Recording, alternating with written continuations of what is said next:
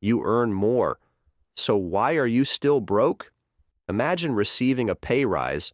Your boss calls you into the office, smiles, and tells you that you are finally earning more money. You celebrate. You upgrade your phone. You order better food. You move into a slightly nicer apartment. Maybe you even start buying the expensive toilet paper. You have made it. Then, 3 months later, you check your bank account, and somehow you are still broke. Actually, you may be even more broke than before. So what happened? Did your money disappear? Did your bank account develop a leak?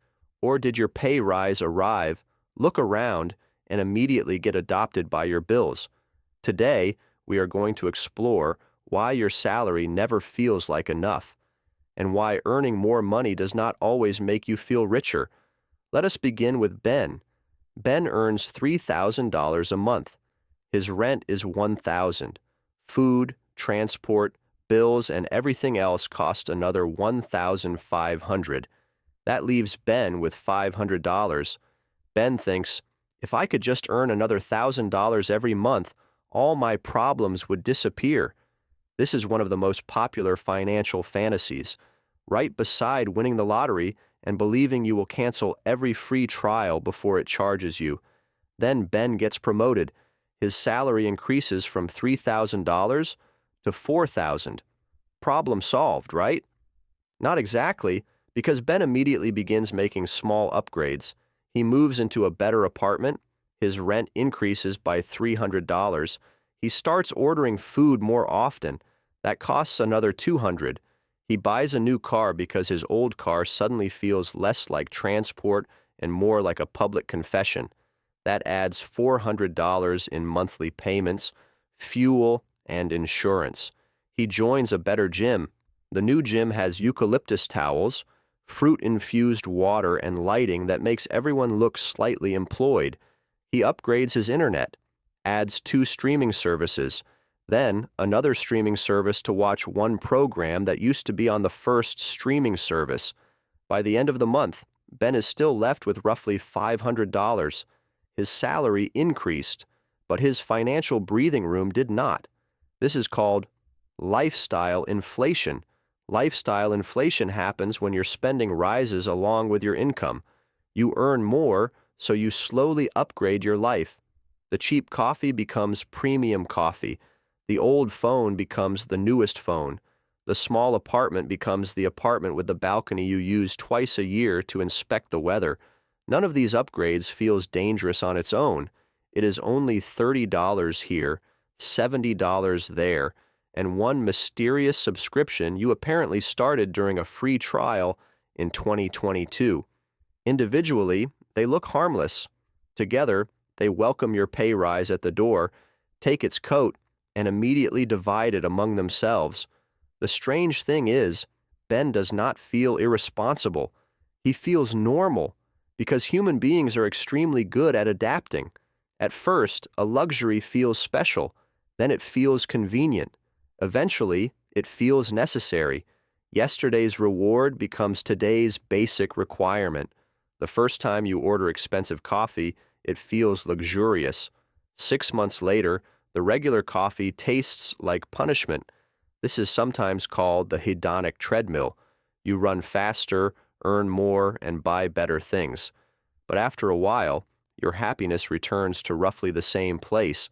The treadmill gets faster, the scenery becomes more expensive, but you are still running. Only now the treadmill has a monthly payment, and companies understand this very well. The modern economy is excellent at transforming extra income into extra expenses. You get a pay rise. Suddenly, advertisements remind you that your television is too small, your car is too old, your sofa is insufficiently Scandinavian, and apparently your toothbrush now requires Bluetooth. Every product offers a slightly better version of your current life. Not better enough to change your life, just better enough to make your current version feel slightly embarrassing. Because you earn more, each upgrade appears affordable. But affordable does not mean harmless. A purchase may look small when divided into monthly payments. $30 here, $40 there. $99 for something called Premium Ultra Plus. Nobody knows what Ultra Plus means, but basic now feels emotionally unacceptable.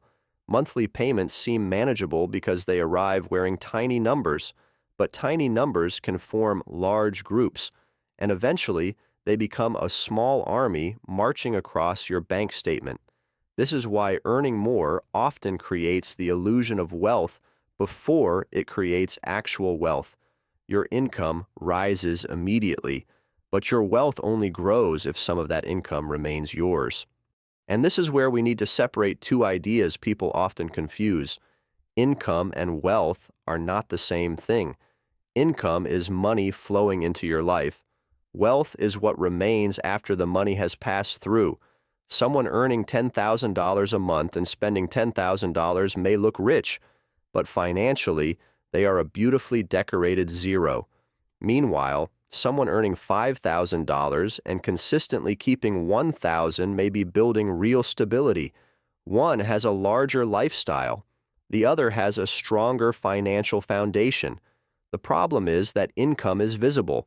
Wealth is usually invisible. You can see someone's car. You can see their clothes. You can see their holiday photographs. You cannot easily see their debt, savings, or investment account. A luxury lifestyle may represent wealth, or it may represent 12 monthly payments wearing sunglasses. This creates social pressure. When your colleagues upgrade, you feel behind. When your friends travel, you feel like you should travel. When everyone online appears to be dining on rooftops, your dinner at home begins to feel like financial failure.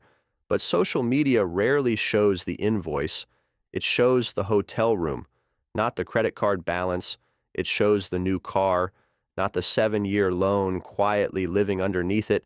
It shows the promotion celebration, not the fact that the entire pay rise has already been assigned to rent, subscriptions, and a chair described as architectural. This is one reason higher earners can still feel broke. Their spending is not only responding to their needs, it is responding to the lifestyle expected from someone at their income level. A larger salary comes with a larger costume, and the costume is rarely cheap. The new job may require better clothes, a more expensive commute, more lunches with colleagues, a nicer car because everyone else in the office appears to have arrived inside a polished spaceship. None of this is officially required. But social expectations have a way of becoming unofficial bills. There is another problem. Many of the biggest expenses do not rise slowly. They rise in large jumps. Moving into a better home might increase your rent by hundreds every month. Buying a more expensive car may add payments, insurance, maintenance, and fuel costs. Having children can transform a quiet budget into an economic theme park. School fees, clothes, food, activities, and a mysterious number of tiny plastic objects that appear on the floor, specifically when you are barefoot. These expenses are difficult to reverse. You can cancel a streaming service. It is harder to cancel your house, or your car, or your child's education. So when people earn more, they often lock themselves into higher fixed costs. Fixed costs are expenses that arrive every month whether you feel rich or poor. Rent, loan payments, insurance, subscriptions, school fees. They do not care whether you had a difficult month. They arrive on schedule, calm and moisturized. Once your fixed costs rise, your salary may become larger, but your freedom may become smaller. You must keep earning at the new level just to maintain the life you have built. The pay rise that was supposed to buy freedom can quietly become a very well-dressed prison guard. Now, imagine Ben loses his job. When he earned $3,000, his lifestyle required about $2,500. After his promotion, his lifestyle requires $3,500. Ben has more income, but he also has more financial weight attached to him. His apartment needs him. His car needs him. His subscriptions need him. His smart refrigerator has begun sending notifications and appears emotionally dependent. This is why some high earners feel trapped. They cannot take a break.